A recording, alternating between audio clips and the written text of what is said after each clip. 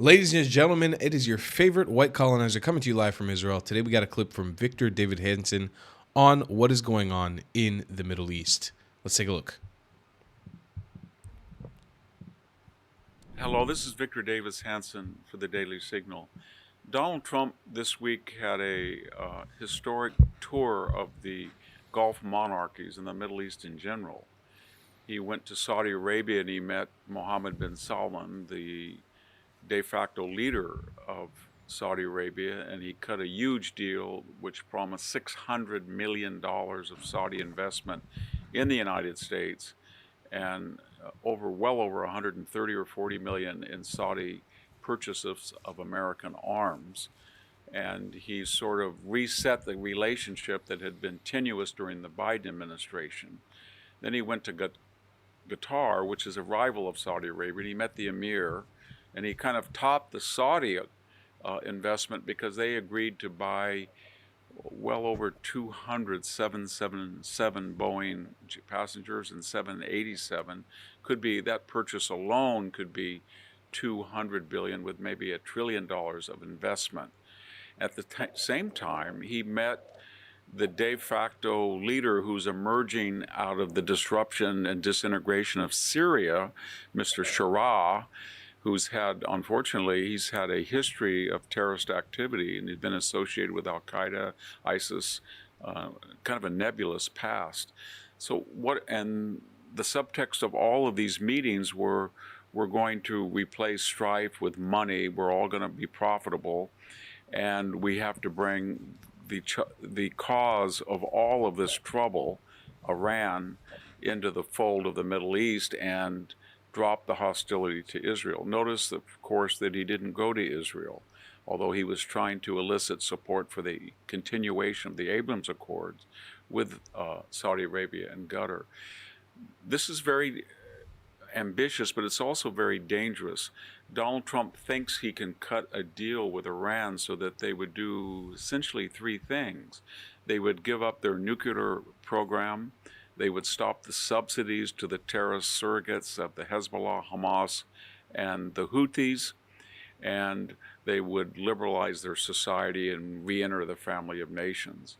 I don't think that Shia theocracy feels that that is their agenda. I think what they're probably doing, given their prior history, they're negotiating, drawing out, and hoping they can outlast the Trump administration while they get closer and closer to 90% enrichment.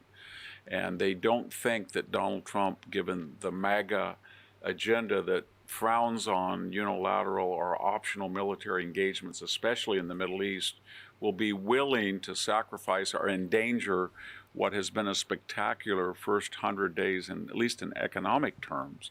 And so they feel that they're going to, I think, string Donald Trump along and wait him out, and then maybe with the Democratic administration announce that they've reached 90% enrichment and have a few bombs. So what am I getting at? There's a couple of fundamental issues here. One is that the MAGA agenda is kind of a neo-isolationist, that we don't get involved. But Donald Trump himself, as we saw the first administration, and as we saw with the Houthis when he bombed them, he has a Jacksonian deterrent and foreign policy, and they're coming into conflict. MAGA people do not want him to unilaterally stop the nuclear threat in Iran. They would prefer negotiations, but negotiations depend on that threat.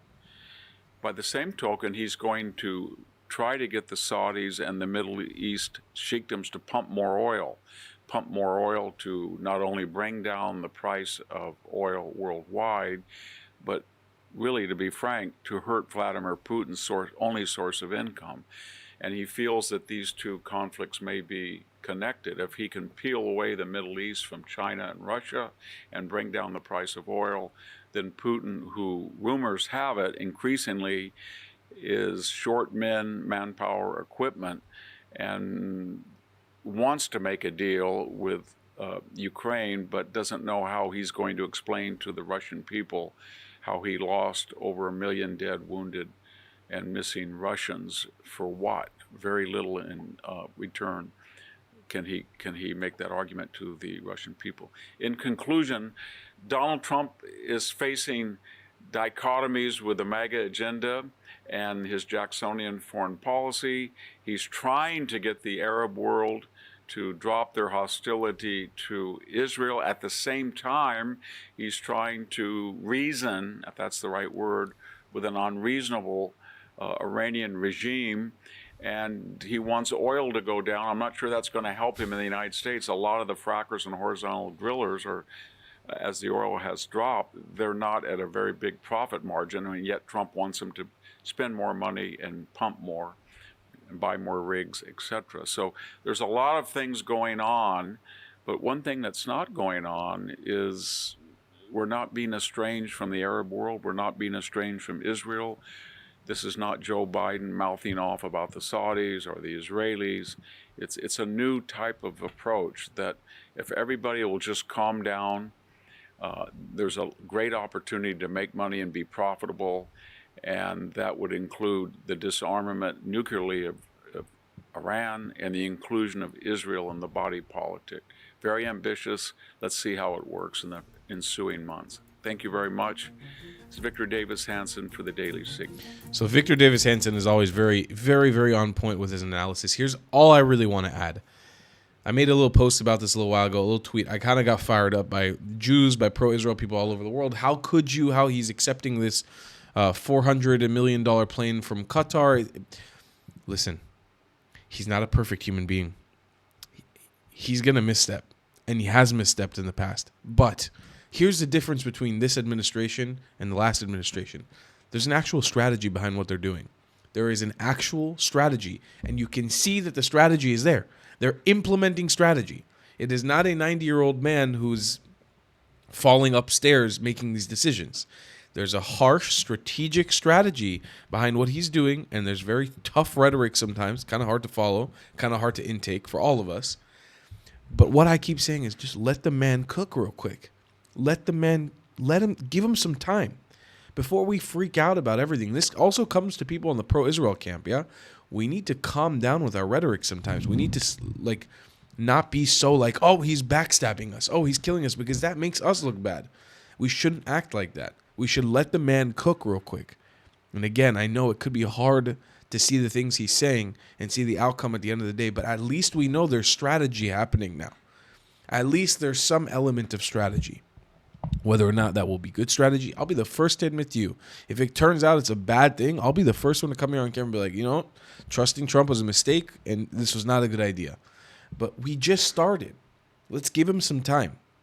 I do believe that deep down in my heart that making and forcing peace with countries like Syria and Lebanon in the Abraham Accords, even with the terrible past of Jolani, will be a net benefit not just to the Jewish people, to the Druze people, to the Alawites, to all the ethnic minorities in the region, because it is a lot easier for you to have and maintain a peace rather than it's a lot easier to start a war when you're not in a peace treaty. Like, look at Jordan and Egypt. While they haven't been in perfect peace relations with us, they've been at peace and they haven't started wars in 50 plus years because we have peace treaties with them. So imagine if Syria and Lebanon are roped into the Abraham Accords, then Saudi Arabia, then others. It's a lot easier to make peace by force that way than to undo it. So I think we should let the man cook, let Trump see what we can do, and hopefully usher in, like I said months ago, usher in a new day of peace in the Middle East. And I'll see you guys in the next one. Please support the channel by buying some merchandise. I love you a long time. Goodbye, clients. Leaving my content and want to support me, just know your help is needed. There's a bunch of great ways to support me, being PayPal, Buy Me a Coffee, or joining my Patreon community down below. Patreon is the best way to support my channel, and you'll get a bunch of cool perks depending on what tier you join. Another great way to support me is by buying my merchandise on thetravelingclat.com. I regularly drop new merch designs like this beautiful hat, or this amazing shirt, where you can support the channel and get something cool for yourself. I also have an amazing Discord community with people from all over the world. Thank you so much for your support.